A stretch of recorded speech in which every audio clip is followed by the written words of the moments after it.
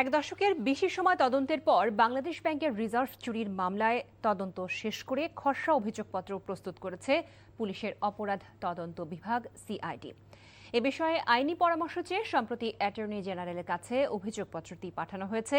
অভিযোগপত্রে বাংলাদেশ ব্যাংকের সাবেক governor doctor Atiur Rahman সহ দেশের 10 জনের নাম রয়েছে। দেশের ইতিহাসের সবচেয়ে বড় এই আর্থিক কেলেঙ্কারির ঘটনায় ভারত, শ্রীলঙ্কা ও চীনের নাগরিক সহ দেশি বিদেশি 64 ব্যক্তি ও প্রতিষ্ঠানকে দায়ী করা হয়েছে।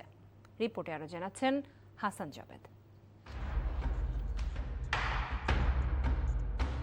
2016 সালের ফেব্রুয়ারিতে নিউ ইয়র্কের ফেডারেল রিজার্ভ ব্যাংকে থাকা বাংলাদেশ ব্যাংকের রিজার্ভ থেকে $101 মিলিয়ন চুরি হয়। পরে $34.6 মিলিয়ন ফেরত আনা হয়।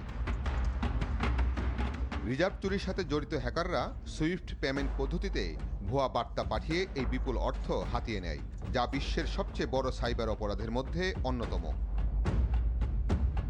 চুরির ঘটনার 39 দিন পর মতিঝিল থানায় মানি লন্ডারিং প্রতিরোধ আইনে মামলা করে বাংলাদেশ ব্যাংক। শুরু থেকেই মামলাটি তদন্ত করছে সিআইডি। এরপর এক দশকের বেশি সময় তদন্ত শেষে খসড়া অভিযোগপত্র অ্যাটর্নি জেনারেলের কাছে পাঠানো হয়েছে আইনি পরামর্শের জন্য। অ্যাটর্নি জেনারেলের পরামর্শ পাওয়ার পর শীঘ্রই আনুষ্ঠানিক অভিযোগপত্র জমা দেওয়া হবে বলে জানান সিআইডি প্রধান। দেশের ইতিহাসে সবচেয়ে বড় এই আর্থিক কেলেঙ্কারির ঘটনায় বাংলাদেশ ব্যাংকের সাবেক গভর্নর ডক্টর আতিউর রহমান, সাবেক ডেপুটি গভর্নর আবুল কাশেম, সাবেক নির্বাহী পরিচালক শুভঙ্কর সাহা, সাবেক নির্বাহী পরিচালক মেজবাউল হক, মিউচুয়াল ট্রাস্ট ব্যাংকের সাবেক ব্যবস্থাপনা পরিচালক আনিস এ খান, সাবেক মহাব্যবস্থাপক এএফএম আসাদুজ্জামান, উপপরিচালক জুবায়ের বিন হুদার নাম থাকতে পারে অভিযুক্ত হিসেবে।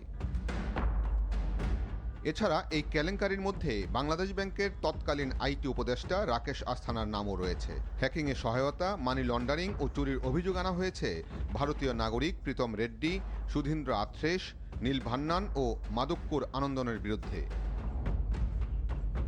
খসড়া অভিযোগপত্রে উত্তর কোরিয়া, চীন এবং জাপানের নাগরিকদের নামও রয়েছে।